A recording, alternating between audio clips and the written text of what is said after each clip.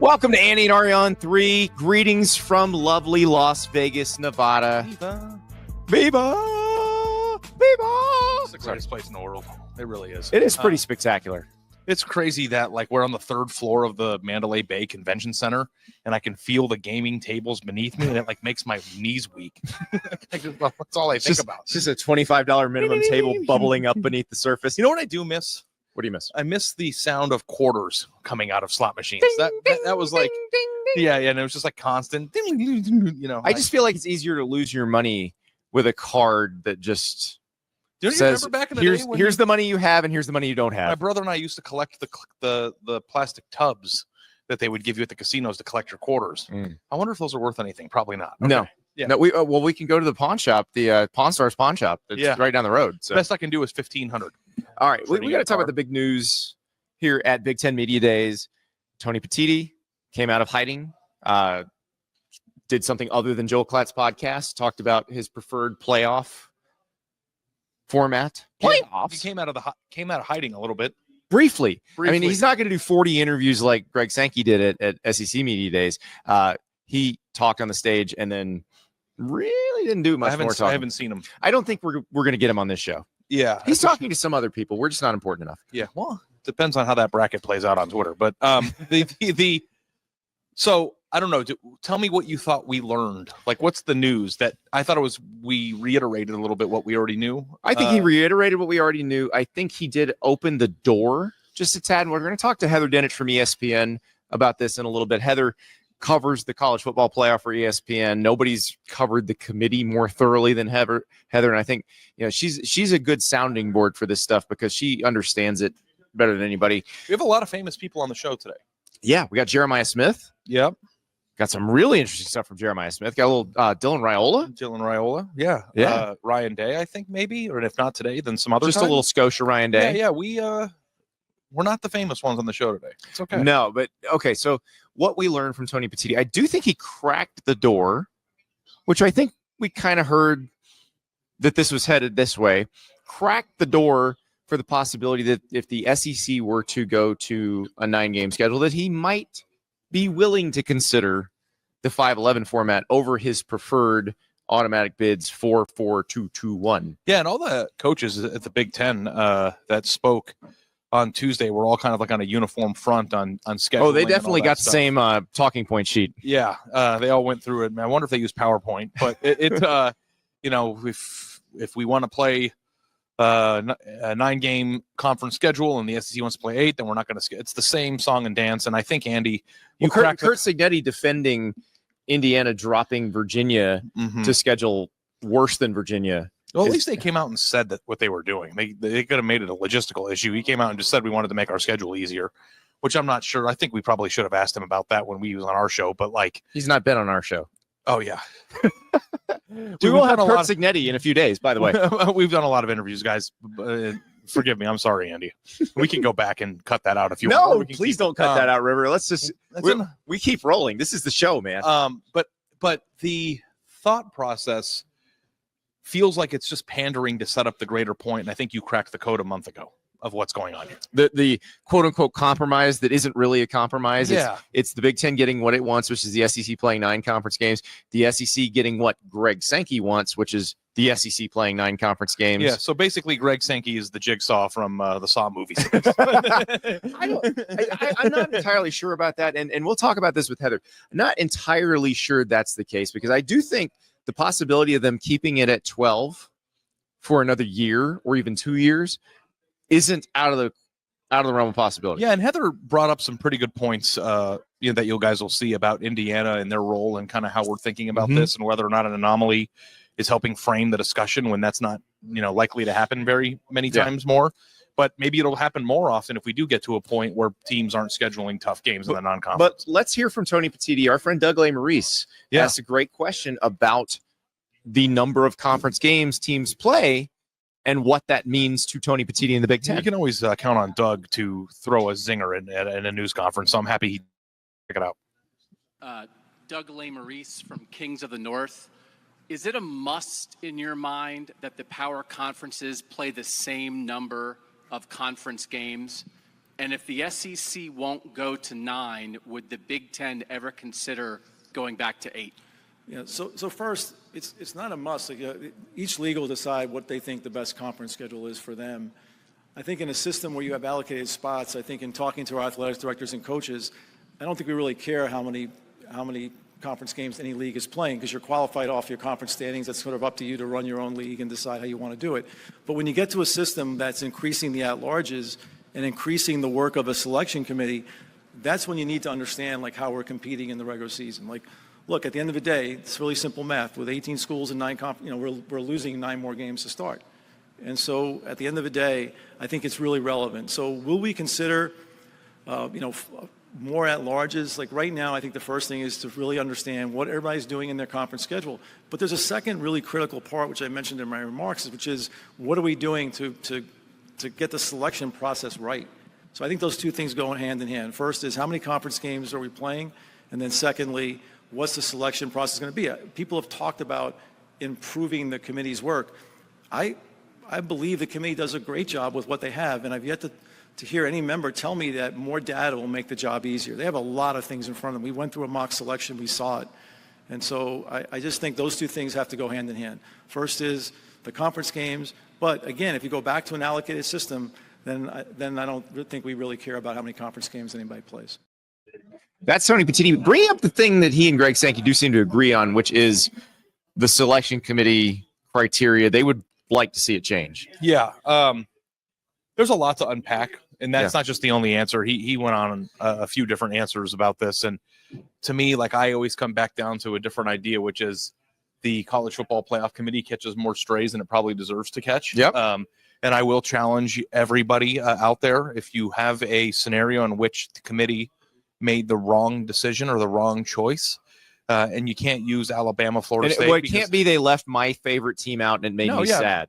That doesn't somebody count. Here, and I'm looking directly into the camera, I don't do this very often, to show me specifically with stats and data where they made the wrong decision, and then we'll have that conversation. But I feel like they're an unnecessary punching bag for a unit of people that I think has done a tremendously good job. So, but I also think that they're used in order to try to navigate what people are positioning for, which is more playing games, more television properties, and more power in determining what happens next there. Let's bring in someone smarter than this to talk about. Smarter than this and smarter than us. Smarter than this and us, yeah. Smarter than all of us. Heather Dinich from ESPN joins us. We are joined by, well, we'll start with a little story. I roll into the gym here in Vegas at 5:30 in the morning, think, okay, all these other slackers are asleep. I'm going to be in here by myself. Who do I see? Heather Dinich. And she's already walking. She's already done the hard part of her workout. Well, listen, I'm trying to keep my brain and my body on East Coast time, and it's very difficult to do here in Las Vegas. My thing on working out at hotel gyms is I've been in the gym a lot at home, okay? Mm-hmm. And it's just like, I'm okay not working out at the hotel gym because as long as you're doing it at home, but then again, you guys are missed days are wasted opportunities. Yeah, you're right. Consistency is key. We're at Big Ten Media Day, and I've heard if you're not getting better today, you're getting worse. There you go. Maybe I did get worse today, but she helped me download the Yucca app. Do you know what this app is? I eat yucca. We have lots of Latin restaurants where I live. It's so an app where you can scan the label. Okay. And it's not nutrition facts, but it tells you, is this a wholesome thing to put in your body, or is it filled with junk? So it yucks your yum. Like you're expecting to eat something bad for you, and you're like, well, I can't now. It gives you alternatives. So what I found out is every single thing I eat is poisonous. Right. You got to ditch the 7-Eleven snacks, which my kids are very sad to hear. Yeah. But yeah. Oh, you have to wean them off that. I know. I have to wean myself off of that. We've tried, but the problem is that like in my house, your house is maybe different, but I've got a ballet dancer and a football player who's bulking, and it becomes a challenge to plan meals. Yeah. So. Yeah. Steaks, peanut butter. I do. They're a good thing. The one thing that'll never happen for me, and I wish it did, before we get into football talk, is I wish I could ever have a phase in my life where bulking was the goal. Right. No, you don't.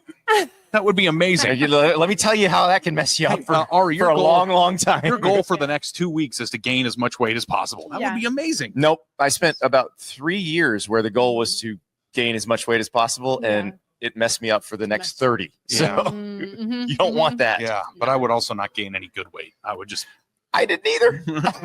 Dirty secret. Heather, you are an expert on the college football playoff. We wanted to have you on the day Tony Petitti spoke because, well, it's very rare to hear from Tony Petitti. Yes, it is. So what did you take away from his defense of the 4 auto bid model, and then kind of where he's at with Greg Sankey right now? Well, his side of this and the Big Ten side is that they're not handing these spots to teams. And I think they feel like that's a misperception amongst the public. They're saying you have to win it. You have to earn it through these play-in games.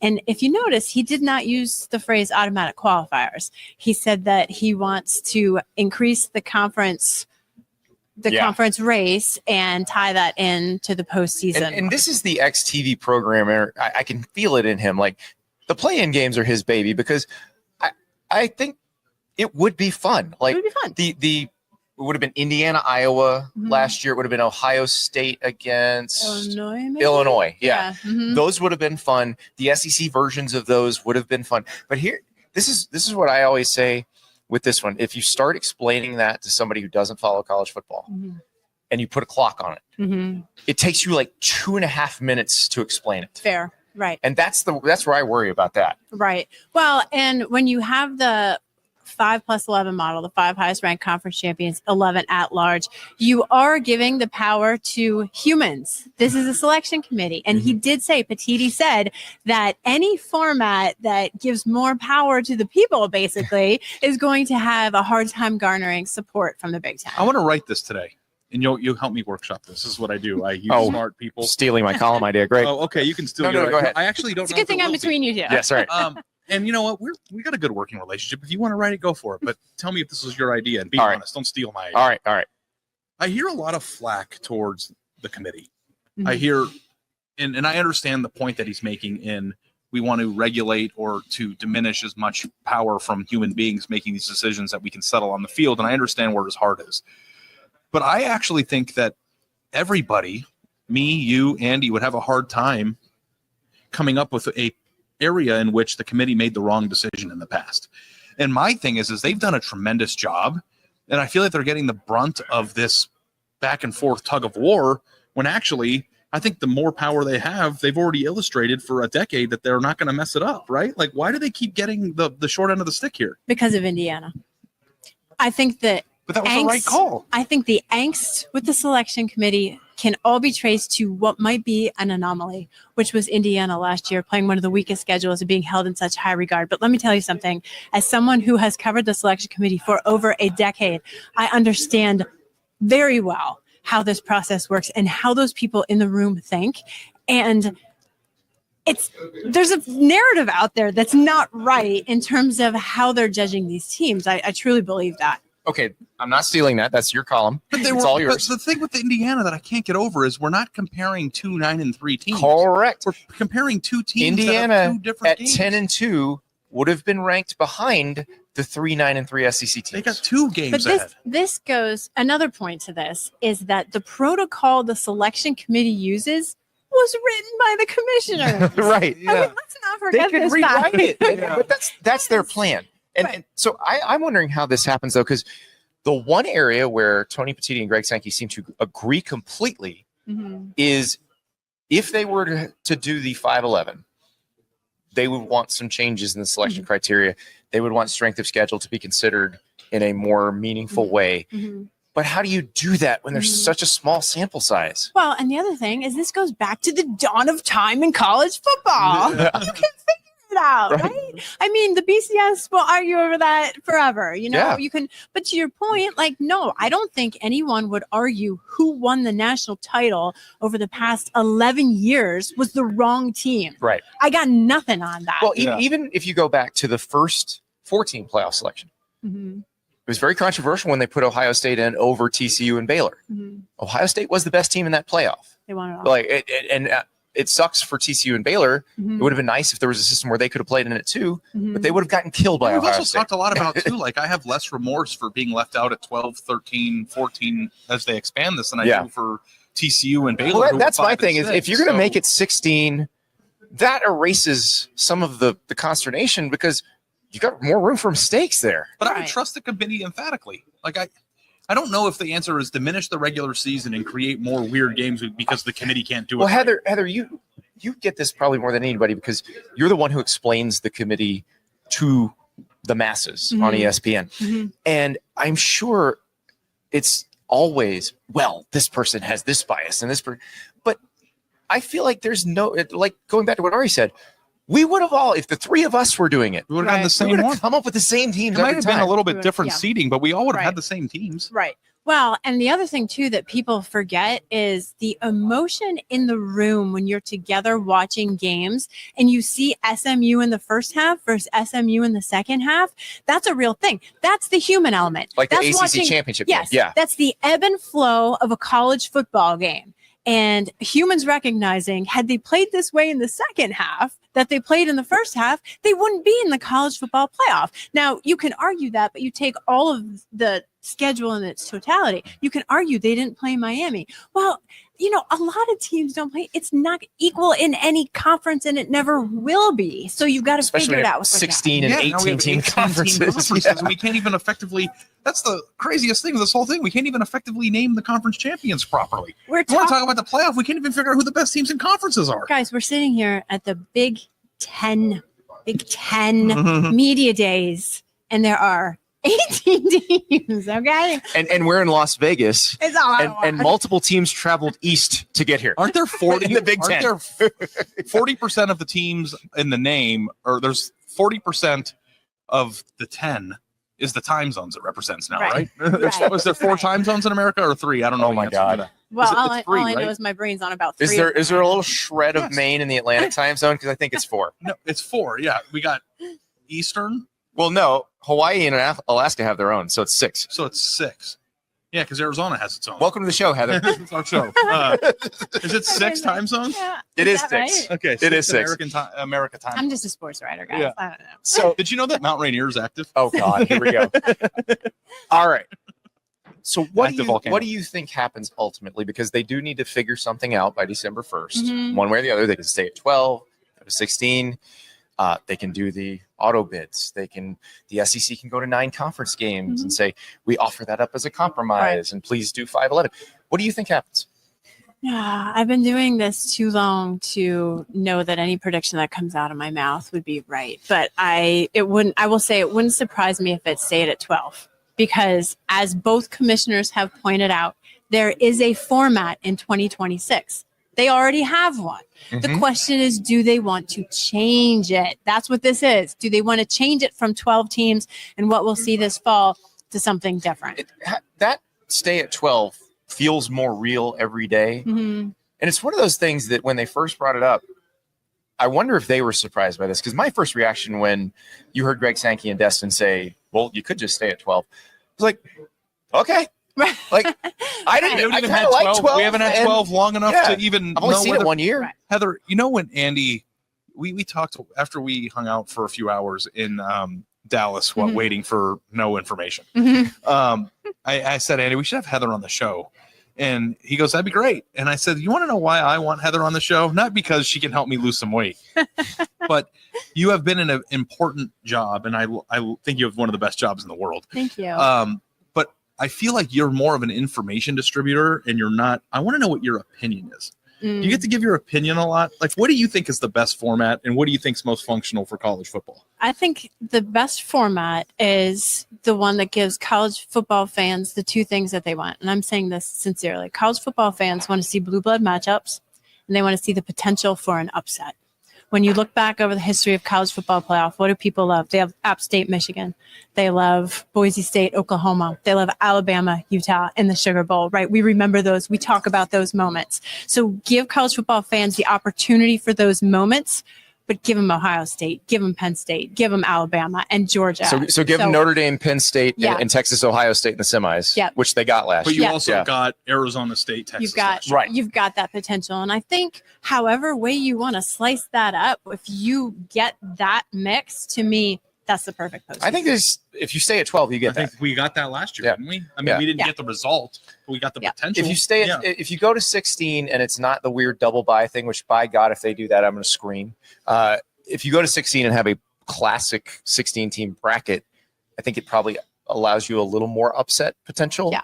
But the blue blood matchups you're going to get too. Right. So I'm with you. I think but I think you can get that with either format. I'm interested because hearing, I was in Destin, so heard all the SEC machinations, because I think the SEC folks, the ADs went into Destin thinking we're probably going to back this auto bid thing. Mm-hmm. And the coaches talked him out of it. Mm-hmm. And the response from normal people was like, well, this makes sense. And I was surprised that the SEC kind of backed off that. Mm-hmm. Well, I asked Shane Beamer what he saw or heard in Destin that changed his mind, and it was a very simple answer. It was, we saw models that said, why would we limit ourselves to 4 teams when we could have 7 or 8? Because if you look past the history of the Typical SEC thinking. Yeah. Why put a cap on it? So that was a big part of it. And it feels like they've kind of been, Greg Sankey has kind of been now moving to, if we were to give you the 9th conference game, which he wants anyway, like everybody knows that he wants that anyway. Right. Well, he does. And it wouldn't surprise me if they went to 9 conference games, but they're not going to be bullied into it by the Big Ten because that's what it is. Operates. It's got to be my idea. You didn't fire me. I quit. Right. Well, how many other conferences dictate what other conferences do with their scheduling? Yeah. But, is it a bargaining chip? Apparently Indiana was dictated by the SEC. That's why they ducked Virginia. Heather's got to go. Thank you, Heather. So much. Really appreciate you being here. God. Yeah, thank you for having me on. I'll see you both in the gym tomorrow. Yeah. I'm beating you there. That. Beating you there. Yeah. Okay. We're in Las Vegas, by the way. The city is Las Vegas. We're in. Okay. Why do they have gyms here? I'm beating her into the gym. All right. Thanks, Heather. Thanks, guys. Thanks, Heather. That's the great Heather Dinich. And I do think, Tony Petitti does want his baby, those playing games, to happen. He's a TV programmer at heart. Mm-hmm. That's what he was for a living before he became a commissioner. It is a good idea in a vacuum to have a winner take all or winner goes to the playoff 3-6 game between Indiana and Iowa at Indiana. It is. You would do that, though, in a 16-team field, and you have a 30-team playoff, right? You have Drinkwitz's idea. You have Eli Drinkwitz's idea, which I said that when Drinkwitz said it, I was like, he and Tony Petitti need to talk because they have the same idea. Yeah. So, and also if you make it to a play-in game, did you make the playoff that year? Like, how do you? Ask a Chicago Bulls fan. Yeah. The answer is no. That's, I think that for me and where I always struggle is, I understand the beauty of what that Saturday would be like. I can picture you and I in some random town. I can also picture me trying to explain to a college football fan how that works, and that's where it loses me. Well, listen, how interested is your wife in what we do? Not very at all. Have you ever tried to explain to her, like my wife, yes, lovingly will ask me questions about, so why is this happening? Or because she wants to be engaged in what we do. And I'll start trying to explain it. And then as I'm explaining it to her, I realize how stupid everything is. That's the problem. But it's like we're already past that. When you have to explain it to a normal person, you just lose them. It's just like anything else. Actually, my wife asked me, why didn't Alabama get chosen? And I had to explain that to her. Oh, my God. Do you have 4 hours? and like, by the end of the explanation, I'm kind of like, I don't even know. I don't know. So, like, I don't know if, like, that seems like to be like a huge hurdle in your mind. That's like, I already feel like the line of insanity is right here and college football is over there somewhere already. Yeah. So you can add another layer to it. The question I have logistically is if the teams that are the higher seeded in those matchups earned it on the field in the regular season, why are they subject to potentially being eliminated at the end? What does that mean for the regular season, as I'm always worried about? And then on the same token, too, do we want a 30-team playoff? Like, that's right. But that doesn't mean that I don't think that day would be fun. Like me and you in Champaign, Illinois, watching Illinois play Iowa for a playoff spot would be a blast. I have a hard time like diminishing what we would get from a product standpoint, but also at the same time appreciating the changes that it would occur on a day-to-day, week-to-week basis earlier in the season. I think you've just brought up a greater point, and we've probably made this point before. College football is so much fun that it doesn't matter how much the idiots in charge do; they can't kill it. Well, I think that's the beauty and the burden of it. Yeah. Because they count on that. No matter how many idiots are in charge, like even if you mess it up to the point where it's unrecognizable and unexplainable to your spouse, like if the result is Illinois and Indiana playing each other for a playoff spot, like, that's awesome. Exactly. Well, there's no matchup that you could create that wouldn't be compelling if it was winner go home, winner get in. Yeah, exactly. Or loser go home, winner get in. And that is what Tony Petitti's counting on. But it also doesn't make a lot of sense. But also when he went on this tirade about an 8-4 team being good enough to make the playoff, I almost took my laptop and used the corner of the screen to gouge my eyes out. That's the automatic bid thing, because he got asked about, what if a team is 8-4? What if they lost a couple non-conference games? And he's like, well, they shouldn't be punished for that because they play in a challenging conference like the Big Ten. He said that if you're 8-4, that winning percentage across other sports leagues, that would be an equitable record or winning percentage for teams that get in the playoff in other sports. We have that clip, don't we, River? Can we play that clip? I don't know if he has the clip, but I'm pretty sure he has a clip. So the first piece about the value of the playing games. First, I have to commend our coaches because they obviously talk about the same thing you just raised. Like, hey, if I'm in position, I could get hurt by losing a game. I think where our coaches came down and our ADs was that, at the end of the day, there are 18 members in the Big Ten. You have 17 available opponents. You play 9 of them, right? So there's a lot of discrepancy, let alone making comparisons, across the leagues. There's a lot of issues about how you compare teams inside the Big Ten. Your schedule, just by the way it plays out, might be easier than people thought when it was made up. We obviously try to competitively balance our schedules. So there's an issue there, like even within our own league, giving teams a chance. Where we came down is that we were willing to take that risk. If you had 16 teams, there's still a catch-all where there's potentially 3 at-larges. So in your example, if a 6 seed beat a 3, could the 3 then go into a pool to get in? Maybe. But at the end of the day, I think our coaches are willing to take that risk because what they're thinking about it is not a snapshot of any one season. They're looking at how do we get more teams in contention. Look, as you expand the playoff, the rest of the bowl system and how we're trying to protect all of that, you're basically driving everybody to this one event. And it's just, I think in every league's interest, not just ours, to have more teams emerging, like Indiana did last year, giving more teams a chance to compete. And there's just huge value in having games across. Look, last year Ohio State was 7-2 and finished 4th in the Big Ten, right? Was undefeated in non-conference play. So, the idea that we can go deep, I feel pretty strongly about that. If you're 6-3 in the Big Ten, I would argue that's a great record. And if you stumbled in a non-conference game, I don't know why that disqualifies you. 8-4 is a winning percentage. If you project that winning percentage in every other sport, I'm pretty sure you make the postseason. Yeah. Okay. Here we are. We're back. All right. And we were watching the clip back. I wish you guys could see us. We have a laptop over there. It's kind of what do you think would have happened? And do you think I would have been fired if I would have gotten up in the middle of this and just yelled, "Do you want this to be the NFL?" and just threw a fit and then ran out? Do you want this to be Major League Soccer? What do you want? God, I wish you'd done that. What would have happened if I just had a meltdown publicly of epic proportion? I would have been incredible. Your credential would have been revoked, but I still would have been here, and I would have done shows. Do you think I would be employed anymore? Or that absolutely. Does everybody want the NFL? They would have done numbies. Guys, how about this? Why don't we do a commissioner-led draft? No conferences exist anymore, and we do a draft like Andy and I did with quarterbacks a few days ago, and everybody gets to pick teams in order down from the SEC to the American, and then we create a system where there's 8 conferences with 12 teams in it, and then the division winner goes to the playoffs. You want to do that? Just forget, just you know what? Abolish the Big Ten, abolish the SEC, and I'm yelling that, and just reorganize the whole thing and go down in order. Pick 1, Texas. Pick 2, Ohio State. Pick 3, Georgia, all in different conferences. Spread it out. Everybody play 10 conference games. Play 2 preseason games that don't count. And whoever wins the round robin of the 10-game schedule goes to the playoff, and that's it. Is that what we want? Okay, great. I just solved the problem. You're welcome. I'll take my check whenever you can get it sent over to my house. Ari just got hired as the new president and CEO of the Super League, circa 2035. What are we talking about? 8-4? This is my nightmare. You know how many 8-4 teams are going to be with these schedules that aren't balanced? Is that what you want? 8-4 teams at the end of the year.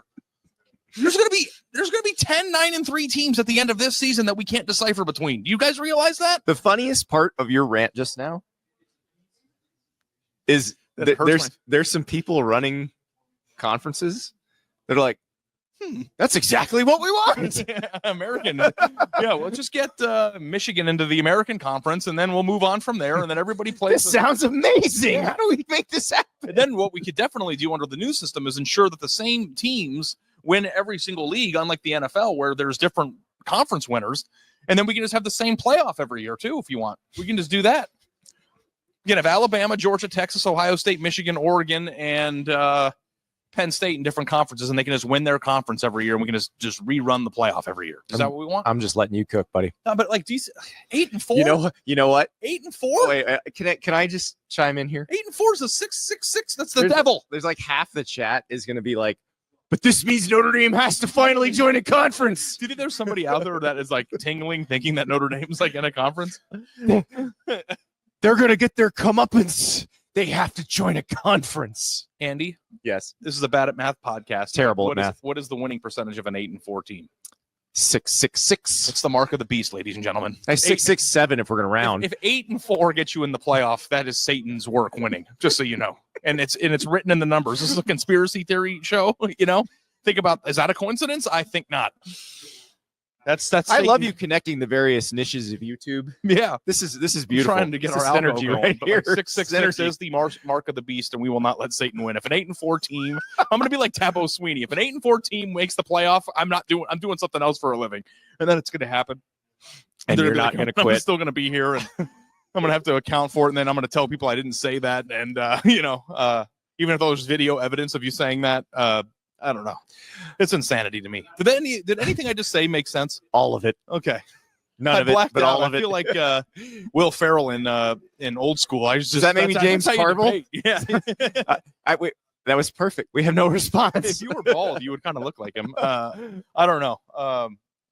8-4. That one, I was like, if there is a video of the audience when he said that, my eye roll was so drastic that people one of those eye rolls that you can hear. Yeah, an eye roll like my neck hurts. Oh my God, it's amazing. So, by the way, while he was talking, ACC Media Days was going on over in Charlotte. Mm-hmm. Jim Phillips, big 5'11" guy. So we know not his height, but he wants the 5'11". I'm a 5'11" guy by height. Yeah. Well, Jim Phillips is a fan of that.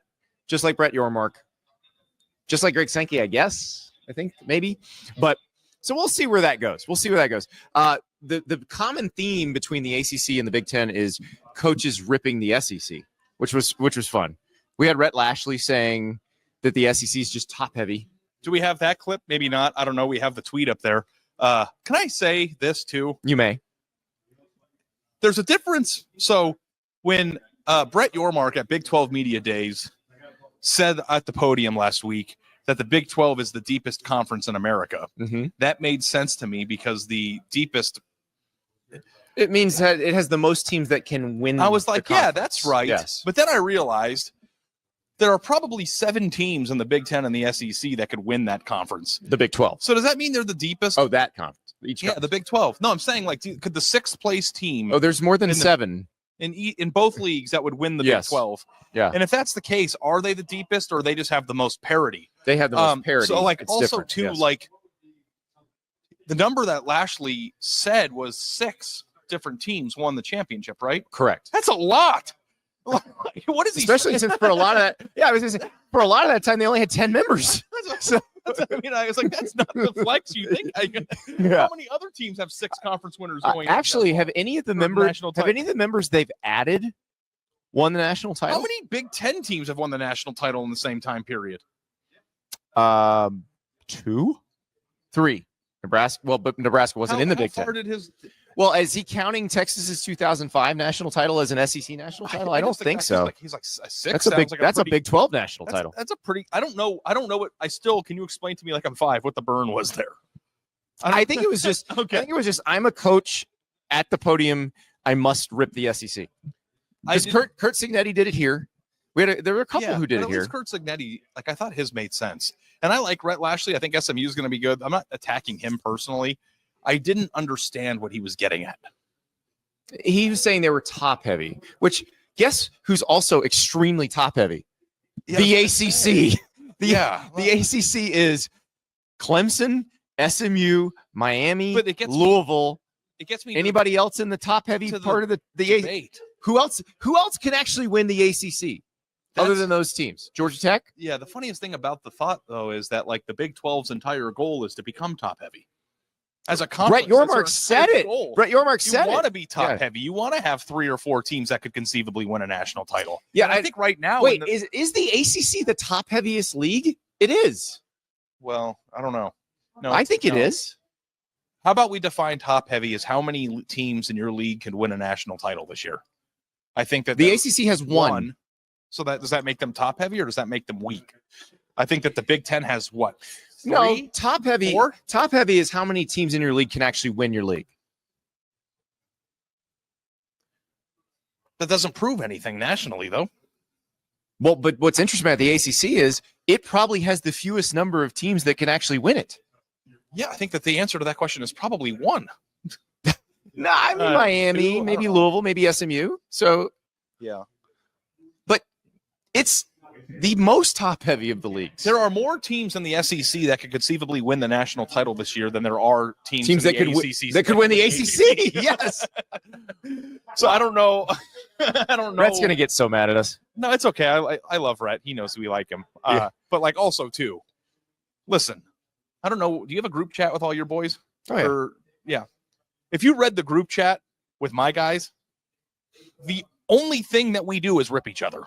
Yes. Like Yes. there is no like compliment. You know how they say the difference between men and women is that women are nice to your face but rip you behind your Correct. back, and men rip you to your face and then are nice say behind your great back. things Yeah. behind your back. Yes. Rhett, you're my guy. We love you, but the ACC is the top heaviest conference in America. Yeah, that one didn't That's a hit glass houses moment for you. So like the whole like Kurt Signetti one was funny because he was like, "Oh yeah, we did it, but so did the SEC. They suck." like at least I thought his made sense. I was like, Kurt, I don't know that I would have. but all of the SEC doesn't do that, and all of the Big Ten doesn't do it either. So it's one of those. Not Yeah. every. Yeah, I just like Rhett has a team that might make the playoff again this year. Yeah. I drafted Kevin Jennings and my quarterback. Yep. I don't. That one was crickets to me. Yeah. That wasn't a mic drop moment to me. More news. Okay. The CSC, the College Sports Commission, the new NCAA by another name that was created by the House settlement, relented on the whole idea of collectives being able to stage meet and greets and pay players and all that, because they said that it wasn't a legitimate business when they issued guidance to the schools saying, we're going to deny these deals. And the plaintiff's attorneys for the House case were like, no, that's not how this is going to work. So Ari's, before we started the show, Ari's like, you're going to have to explain this to me like I'm 5. So let me attempt to do that. Basically, they're saying that one of the prongs of the legitimate business part, or the fair market value part of it, is gone. So collectives will live on. Basically, collectives would have died had you not been able to do that. Collectives will live on. So the Ohio State Collective, the Auburn Collective, the Georgia Collective, the Alabama Collective, the Michigan Collective, all of those can now sign players to deals above the revenue share cap. There's no real cap, as we told you would happen. Yeah. Okay. That's it. Yeah. Okay. That's it. Because they were going to get sued. The collectives were going to have to sue to stay alive. And what the collectives would have said is, okay, if you don't think this is a legitimate business, how does a concert promoter sell the backstage meet and greet as an add-on to the ticket? That's not a legitimate business. But yeah, people pay to meet famous people. The collective business agreements are now subject to the review process that is stupid. Well, right? They were always subject to it, but now they're not automatically denied. Okay, great. And the range of compensation is now the only prong, and that includes how good you are as an athlete. So the guy we have on next, you could pay him $100. You could pay him $1 anything, and it wouldn't matter. Anything. Yeah. Okay. Next subject, please. Jeremiah Smith. Let's talk about Jeremiah Smith. Okay, we are here with Jeremiah Smith. Pretty good wide receiver. As you Pretty were doing the video stuff, I was like, so how are things going? He goes, that's pretty good. And I was like, yeah, I can think of some people I'd rather not be. This T-shirt, by the way, is incredible. The Yeah, it NBA is. Jam with you and Emeka. Yeah. Like, that is. When did you get that? And well, first of all, you were not born when NBA Jam was popular. I So wasn't, no. are you aware of? I don't even know what it is. I just put the shirt on. You should go play the shit. game. You got to It's- see this it's game. You got to just play a this game. 2-on-2 full court basketball game, and you can dunk from like half court and stuff. It's Okay. like, this is what. If you make 3 shots in a row, you can't miss. You're on Yeah. fire. On fire. Yeah. But I guess my life goal would be to be on a T-shirt, but I don't know what I would have to do. Well, we had Caleb Downs earlier, and we asked him what Coach Mick did to, make him forget that y'all won a national title and work. There was still work to be done. He said he made me go against Jeremiah every time. Yeah, something like that. Me and Caleb, we went out in the summer. I went out with Sonny Styles as well. I went against all the guys that you could think of, man. Just making each other better each and every day. So yeah. Jeremiah, your career, your life journey has gone pretty according to plan, I would say, right? Like you go to Ohio State, true freshman, you're breaking records, you're making big plays in the playoff, and you're a national champion. Now people, think that you have a chance to be one of the best receivers ever. Is this everything that you expected out of your college experience? And, have you taken a minute to step back and go, holy crap, this all already happened for me? Not if I'm being honest, not this early. I didn't expect success to be this early, especially in my freshman year. Everything that came at me so fast. So I'm just taking it all in. It's all a blessing, but haven't really hit me yet. But still taking it all in. We were talking to Coach Hartline about this before the national title game because he was saying that part of his job is making sure you got to be coached hard. Yeah.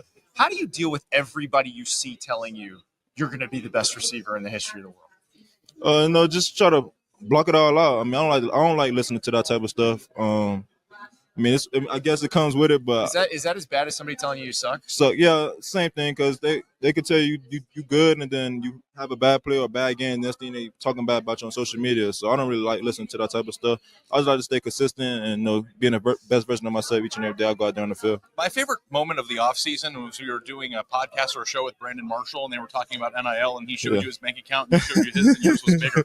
What did that feel like? He said, Jeremiah's got more than me. It was a good joke, something like that. But Brandon Marshall was a cool guy. I met him when I was 13, 12 years old. Always been cool to me, and truly a blessing being a great receiver in the league. In a serious note, though, I covered Ohio State for a long time before this job, and there were players that were excellent that didn't make it in the NFL.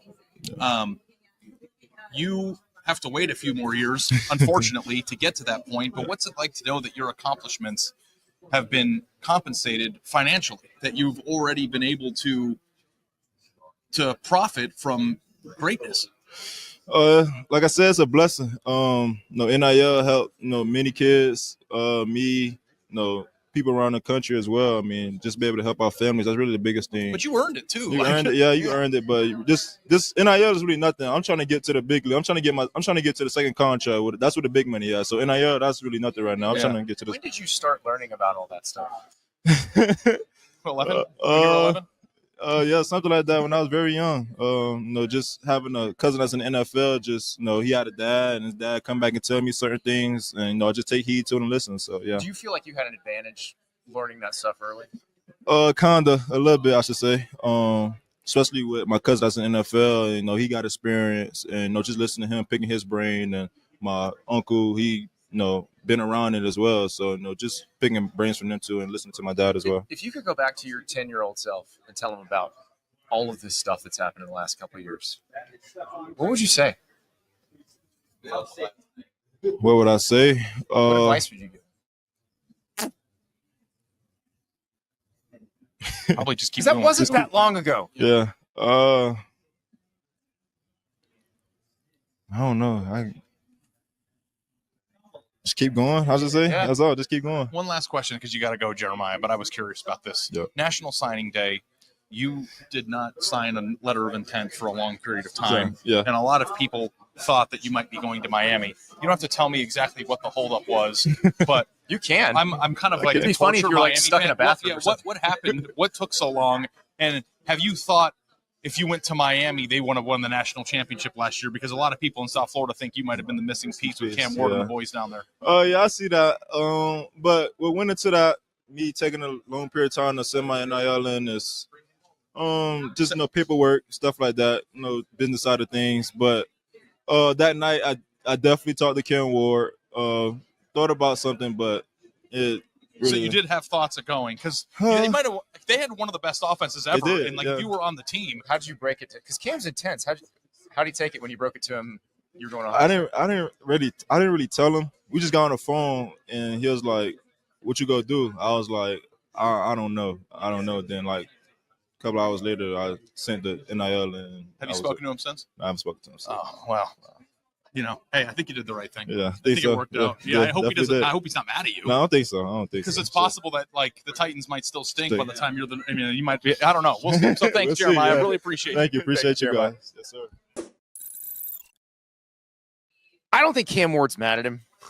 I think Cam Ward probably is like anybody else who loves the U and is going, it would have been so amazing. Great. Yeah. Yeah. I mean, it worked out for Cam Ward too. Like, yeah. I know they didn't win the playoff or anything, but they were a very good team, and hopefully they were the next era of Miami Hurricanes that bring that program back. And of course, being the number one overall pick, you don't want to burn bridges because there's a high likelihood that Jeremiah Smith could be teammates. I mean, the Titans are going to have to play well to not be in a position to draft Jeremiah Smith. NFL and college football works. It's a very big world, but it's also a very small world where paths tend to cross multiple times without, him going to the Titans would be like the least surprising thing in the world. Well, let's talk about Jeremiah Smith now, because this is a guy who will come in with, again, all the hype in the world. I don't know how you cover him. I still don't know how you cover him, although he's about to play a team that probably did its best to cover. Now, Texas is got its secondary revamped, but Texas kept Jeremiah Smith in check, probably at the expense of everything else. Yeah. And I also think, too, that, from a statistics standpoint, it might be hard to duplicate what he did last year. But if you dictate two of your defensive backs and covering him, and he has 6 receptions for 41 yards, and, Carnell Tate goes for 180, he's done his job, too. So, like, it's I don't know. Like he said in the video that he doesn't like when people gas him up, because when he turns his back, if he has a bad game, I don't know that there's a scenario where people could say with a straight face that he's not good. Like, I mean, it's just, he's phenomenal. It's just a matter of how high is the ceiling. And I realize a lot of people get tired of the hyperbole, but I think now that we've seen him play an entire year and he's proven it on the field, like, it's not really hyperbole. Like, it is legitimately realistic to say that there may be a point 5 years from now where Jeremiah Smith is the best wide receiver in the sport. Last year, it was like week 3. And we did the outrageous segment. I think we said that. I said that he's the best player in college football. Yeah, Justin Jefferson and Jamar Chase are really who he's going to be chasing now. But you remember the reaction when I said he is the best player in college football as a true freshman 3 games into it. Everyone's like, "Oh, hold your horses." It's like, dude, it's the same thing with Lagway. Do you have eyes? It's not. But it's not the same thing with Lagway, because Jeremiah Smith came out and did it as a freshman over and over and over again. No. But what I'm saying is, it's kind of, you don't really need to see all that much to know there's something there. Yeah, he is an incredibly special player, and you just stand next to him, and you think, how in the world does anyone ever cover this man? And we overdo freak and alien and stuff, but he is, because he runs faster than most of the fastest receivers. His body control is incredible. He's big. He's strong. His hands are insane. Yeah, there's no weakness in his game. He can block. He's thick. He's sturdy. Like, everything there is to know to like about a player, you like about him. The best returning player in college football, and now might not have been in scarlet and gray, but I think all the Ohio State fans are glad he is. All right, you had one more question about Jeremiah Smith for Ryan Day, and I thought his answer was absolutely fascinating. River, roll that clip. One receiver in the NFL right now. Yeah, but I think, the rule's in place for a reason. He's 19 years old, so there's still a lot of growing that needs to happen and maturity that has to happen. But yeah, his talent, it's pretty. I mean, you've been in the NFL. If that rule didn't exist, could he go on an NFL field and be a highly effective player right now? I think he's at his age, he's further along than anybody I've ever been around. Yeah. Jeremiah Smith would be a wide receiver 1 in the NFL right now. I think on 20 teams. Yeah. Literally. Maybe more than that. Not on the Vikings, not on the Bengals, but most of the other ones. Yeah. How many players in your time covering the sport do you think would be an effective NFL player their true sophomore year? It's funny because we thought Clowney would, and then Clowney got in the NFL and he was not utterly dominant. And I can tell you, it's interesting. We were talking about this earlier today with somebody else. This thing next year is going to be the why is Jeremiah Smith still in college referendum, just like it was with Clowney in 2013. Or 2014, whatever his junior year was. I don't think it matters. There's one player that's been challenged in court and upheld, so it's not changing. So he's going to play 3 years in college. And if there's one player every 10 years that makes you question that, that's the reason the rule exists. Yeah, it's not like a very regular thing, but I do truly believe that he has the skill set to compete at the highest level. And I'm very curious if Carnell Tate this year is going to have a massive season, because teams are going to do everything they can to take away Jeremiah Smith while also not playing their base normal defenses. And Ohio State's what Texas did, and Ohio State beat him underneath. Who was the leading receiver in the Texas game? It was Carnell Tate. Yeah, and then was it Travion Henderson who had the? Yeah, I mean, if you try to take away Jeremiah Smith, if your goal is to keep him to 5 catches for 38 yards, that's your goal as a game plan. You're going to get torched by other. That's the beauty of what their receiving core. They've got Brandon Ennis and other guys. Yeah, Brian Hartline's done an incredible job of recruiting there. I think it takes an inordinate amount of and listen, Texas is as good of a defense personnel-wise that exists. I think Ibuka had a good night in that game too. Okay. So. Yeah. They also had Ibuka on the field, and he's going to be a starting receiver for the Buccaneers this year. So, but what my point is that Texas did it, but Texas is also amongst some of the Texas also had guys starting in their secondary who will be starting in the NFL this year. Yeah, like if Purdue tries to do it, it's going to be a long day. So, exactly. I mean, like, I don't know. Dude, Purdue caught a lot of strays today. I feel bad. Be nice. If Northwestern tried it. There you go. I'm trying to look at the logos here. Michigan State tried it. They'd be Maryland. There you go. Hey, Rutgers. Yeah, good luck. All right. Well, Nebraska, actually, their defense held Ohio State in check when they played last year. Yeah, they almost won. Nebraska was here today. Very interesting conversation. Matt Rule kind of got it started when he got asked a question about Dylan Raiola, and then Dylan Raiola continued it answering questions later in the day. Let's start with Matt Rule talking about Dylan Raiola's development, moving from year 1 to year 2, and also what he can accomplish at Nebraska. Because remember, this is a guy who was committed to Ohio State, then flipped to Georgia, then flipped to Nebraska. And playing for Ohio State and playing for Georgia are very different assignments than playing quarterback for Nebraska right now. So let's hear Matt Rule on Dylan Raiola. Yeah, I would not have brought Dylan if I wasn't so proud of his work. I mean, he's done a great job with his body. He's done a great job with his knowledge of the offense, his growth with Glenn Thomas, our quarterback coach, and Dana Holgerson, our OC, his command of the roster of the team. Make no mistake, it's really hard to come in as a freshman with tremendous expectations and have to go be the leader. You know, having to tell, you're 18 years old, and you're telling, 6-year seniors now with new rules, you're telling 25, 24-year-old men, hey, I need you to do this. It's so hard. So what Dylan did last year was really hard.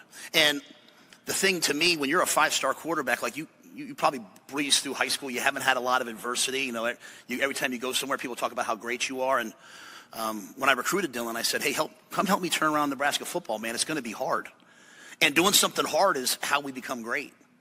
And if not, you go somewhere, you go play on the best team in the country, which is pretty cool. And, every once in a while they need you to make a throw to win the game. And then you go to the NFL and the worst team in the worst city drafts you. And now you have to deal with all this adversity. I said, come to Nebraska. It's going to be hard. There'll be adversity. You'll be frustrated sometimes, but we will eventually do something great. And what I've seen from him, his maturity is he now embraces when he's frustrated. He embraces when things aren't going well. And he's the one, going back to the ownership I talked about, instead of saying this guy's got to do better, this guy's got to do better, man, he puts it on himself. He says, I'll fix this. So that's a great setup for what Dylan Raiola was talking about, because he got asked a lot of questions about what Matt Rule said, and he clearly does embrace the challenge of being Nebraska's starting quarterback and understands that this is a very different job than those jobs that Matt Rule was talking about and those jobs that Dylan Raiola was committed to potentially take. Yeah, it is interesting because I feel like if I were a kid, that would be a very compelling sales pitch. Obviously, it worked. Be the guy. Be Yeah. the one who did this, who turned this around, who did the thing. It's like also too. Georgia is great, Mhm. but if you're a hero in Lincoln, that's every bit as powerful as being a hero Yeah, in Georgia and Athens, right? Like, I mean, they've got a pretty large, extensive, passionate possibly fan more base. powerful So, because they've been walking through the wilderness for a while. yeah. So I would find that appealing. The question is whether or not greatness is awaiting him on the other side, because like that to me, it's like if you want to go down as somebody who has won a playoff game or done something that is at the highest level winning, Georgia is certainly the place that you go with the least resistance. Yeah. But you go to Nebraska and you also have to take that risk at Nebraska that never comes true, which is, I think, a testament to his ability as a young person to embrace that. Well, and he is trying his ass off to get Nebraska there.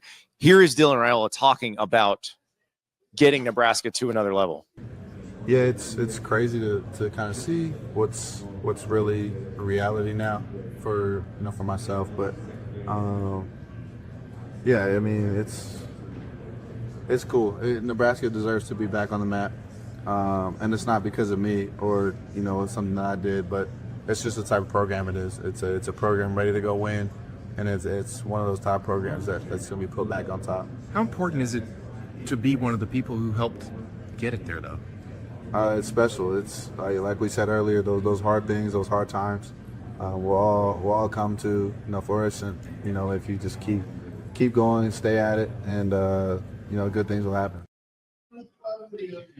So I love that quote. Nebraska deserves to be back on the map. That is what you want your guy who you challenge to come do hard things with you.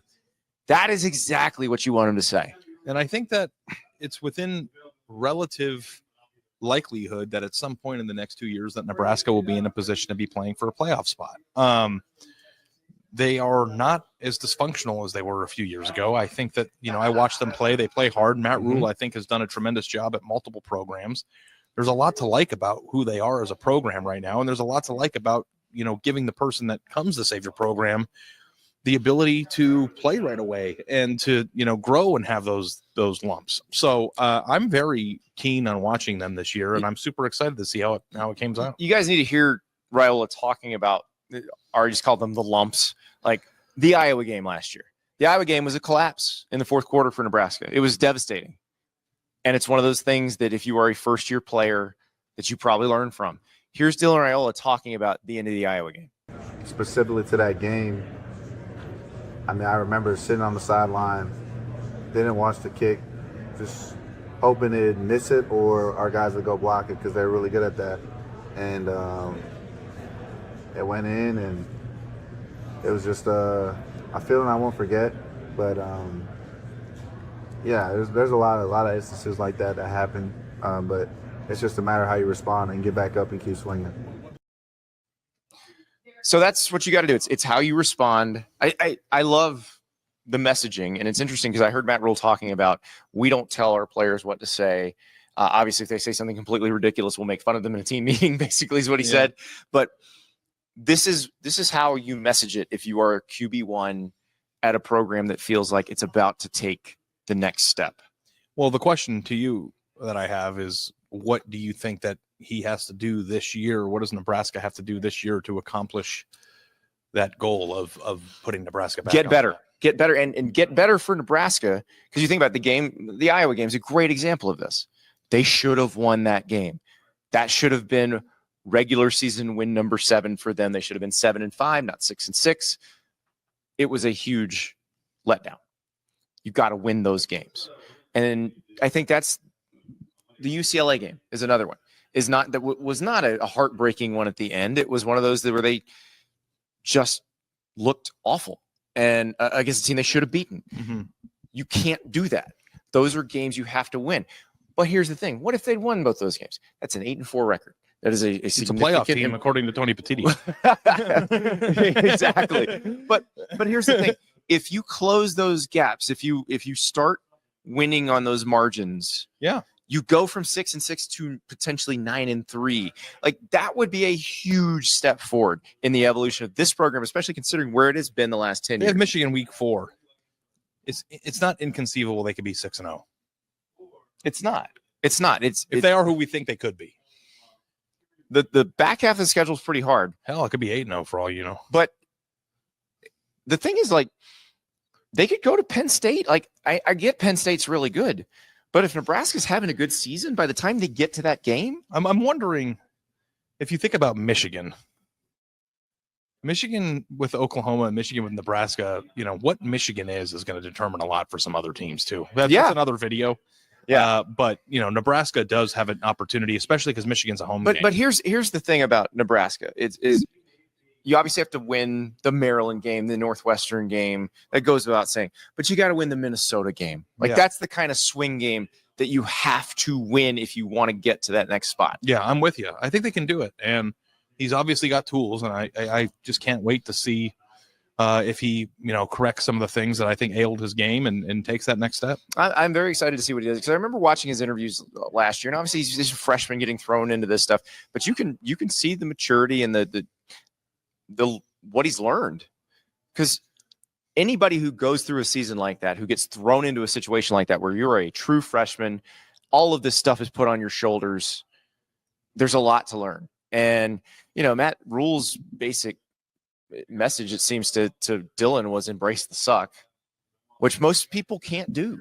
Yeah. But it sounds like he's been willing to do that. Yeah. Appointment television for me this year. I can't wait. It's going to be so much fun. And tomorrow's going to be fun. We got more Big Ten Media Days action coming tomorrow. We're here in Vegas all week. I screwed that up. I'm in Vegas, and I have a chance to say I'm here all week. Tip your waitress. I messed it up. Try again. That's the show, everybody. I messed it up. Let's hit the tables.